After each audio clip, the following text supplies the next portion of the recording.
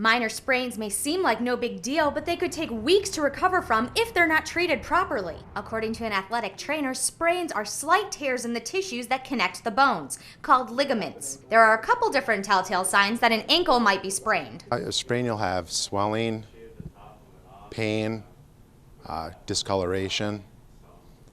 There's 3 grades of sprains: grade 1, grade 2, and grade 3. Most of the time, he says, for a grade 1 sprain, you can treat it at home, but may have to see a doctor for grades 2 and 3. The goal for a grade 1 sprain is to get the swelling and the bruising down. To do that, the best way to treat it is to remember the acronym RICE, which stands for rest, ice, compression, and elevation. If you're in the middle of an activity, stop and go somewhere to rest the sprain for it to get better and not worse. Next, ice it.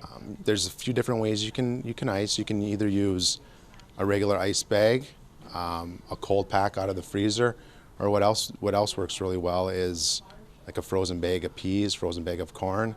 You can put ice right in a Ziploc bag and apply it right to the skin, or if you use an ice pack or something similar, be sure to wrap a paper towel around it first. Go ahead and leave the raw steak in the freezer though.